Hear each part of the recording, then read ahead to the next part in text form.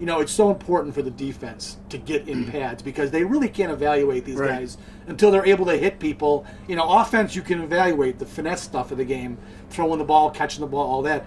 Defense needs to be hitting. Yeah. And Leslie Frazier said it's good that they're finally able to do that now. Yeah, and they were, talking to the players as we came off. It was pretty spirited. The defense is getting into it. They're being able to pop a little bit more. They can hit the running backs. Nobody's getting taken to the ground, but there's some good popping going on, and you can hear the pads and helmets go a little bit, so that's always fun.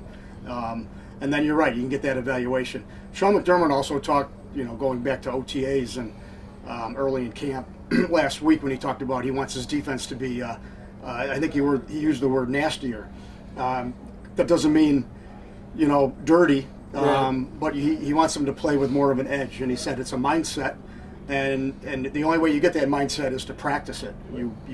You play like you practice. So, yeah, it was good that they're in the pads, they're popping, they're trying to develop that kind of attitude they need because we know Sal. I mean, they were number 2 in yards, but like Lorenzo Alexander just told me, he goes, big deal. We were 6-10. That's right, 6-10, and 17th are in points allowed, which is the most important statistic. Ed Oliver was a guy that a lot of people were talking about, obviously first-round pick, and Frazier spent the first 4 minutes of his press conference today being asked about Oliver, and it is important for that guy to get in pads because his skill set is such.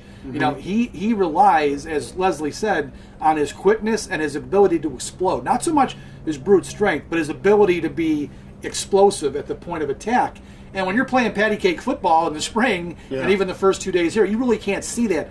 We're starting to see that he is a player that, the Bills, they picked him number 9 overall. Right. They think he could be an impact guy in the middle of that defense. Well, he's been plugged in there from the beginning, and that's where they hope he stays, and for the next 10 years for that matter. Yeah.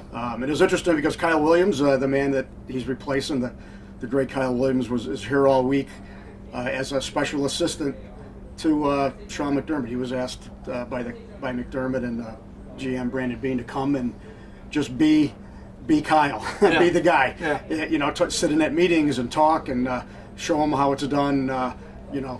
Not physically anymore, but he can show them how to be the consummate pro. So we got to chat with Kyle a little bit before and after practice. So that was nice to see him. Yeah, and of course he's also here to play Oak Hill. So you mentioned that. He's not exactly totally doing it just for the Bills. He's here to play Oak Hill. So he's one heck of a golfer. Last thing we'll talk about real quick, there was we believe might be an injury today. So I didn't see it. You saw it. Spencer Long, who has been rotating at right guard with the first team with John Feliciano. I guess he kicked out on a play and may have hurt his knee, you said? Yeah, he's already got a brace on his right knee, and when he walked off at the very end of practice, and I did see him walking with a pretty pronounced limp.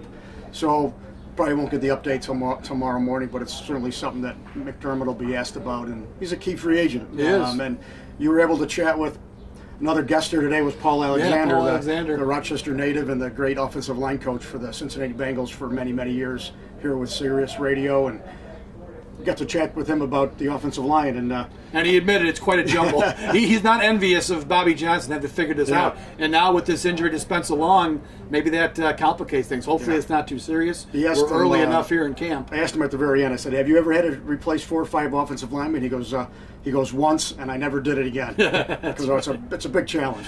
All right, we're going to wrap it up from Fisher today. We'll be back out here tomorrow. It is open to the public the next 2 mornings here at 9:45. So for Leo, I am Sal. Have a great day.